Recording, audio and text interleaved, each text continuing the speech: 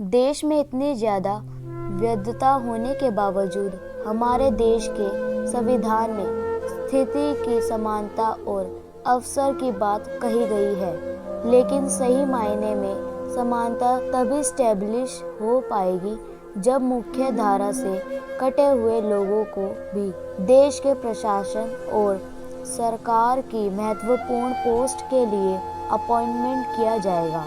और 2022 presidential election में हमें बिल्कुल ऐसी ही क्वालिटी देखने को मिली। ऐसी क्वालिटी ना सिर्फ हमारे लिए गर्व का विषय है, बल्कि दुनिया के सभी डेमोक्रेटिक कंट्री के लिए यह प्रेरणा का एक स्रोत भी बन सकता है। और बिल्कुल इसी वजह से आज हम आपको हमारे देश के प्रेसिडेंट बनने वाली द्रौपदी मुर्मू की लाइफ और सक्सेस और पॉलिटिकल करियर के बारे में बताएंगे। द्रौपदी मुर्मू का जन्म 20 जून 1958 को ओडिशा के मयूरभंज जिले के बैदापोसी गांव में एक जनजातीय परिवार में हुआ था। इनके पिता और दादा दोनों पंचायती राज सिस्टम की पॉलिटिक्स से जुड़े हुए थे। अपनी प्राइमरी और सेकेंडरी एजुकेशन कंप्लीट करने के बाद एक स्कूल टीचर के रूप में सबसे पहले इन्होंने अपनी टीचिंग करियर की शुरुआत करी और इसी दौरान ओडिशा के रायरंगपुर में स्थित श्री औरोबिंदो इंस्टीट्यूट में इन्होंने असिस्टेंट प्रोफेसर के रूप में काम किया। इसके अलावा इन्होंने गवर्नमेंट ऑफ ओडिशा के इरिगेशन डिपार्टमेंट में जूनियर असिस्टेंट के रूप में भी काम किया और इसके बाद पॉलिटिक्स में इनकी एंट्री हुई। 1997 में इन्होंने भारतीय जनता पार्टी को ज्वाइन किया और रायरंगपुर नगर पंचायत से काउंसलर के पोस्ट के लिए इलेक्शन लड़ी। पॉलिटिक्स में इनके एक्टिवनेस को देखते हुए इन्हें बीजेपी की अनुसूचित जनजातीय मोर्चा का नेशनल वाइस प्रेसिडेंट बना दिया गया। साल 2000 के ओडिशा असेंबली इलेक्शन में एमएलए के पद के लिए खड़े होकर अपने पॉलिटिकल करियर को एक कदम और आगे बढ़ाया। मार्च 2000 से 2002 के बीच इन्हें कॉमर्स एंड ट्रांसपोर्ट डिपार्टमेंट के मिनिस्टर की जिम्मेदारी भी सौंपी गई और 2002 के बाद से इन्होंने मिनिस्ट्री ऑफ फिशरीज और एनिमल रिसोर्सेज डेवलपमेंट डिपार्टमेंट को भी संभाला। लेजिस्लेटिव असेंबली के मेंबर के रूप में अपने कार्यकाल के दौरान मुर्मू के कामों को देखते हुए इन्हें Neelkanth award for best MLA से भी नवाजा गया। इसके बाद 2004 में फिर दोबारा इन्हें एमएलए के रूप में इलेक्ट किया गया।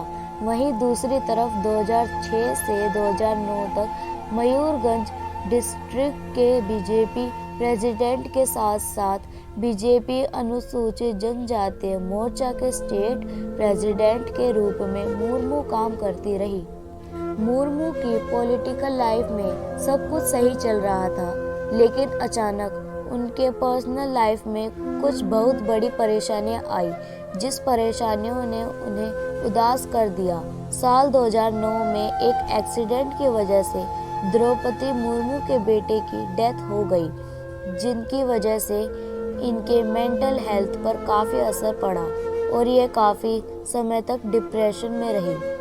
इसी के कुछ समय बाद साल 2013 में इन्होंने अपने दूसरे बेटे को खो दिया और कुछ ही महीनों बाद इनके हस्बैंड की भी मृत्यु हो गई। और इन घटनाओं के बाद किसी के लिए भी डिप्रेशन में जाना स्वाभाविक है। द्रौपदी के अनुसार अपने इस डिप्रेशन मेंटल जोन से बाहर निकलने के लिए वो ब्रह्मा कुमारी संस्था से जुड़ी, जिससे इन्हें काफ़ी मदद मिली।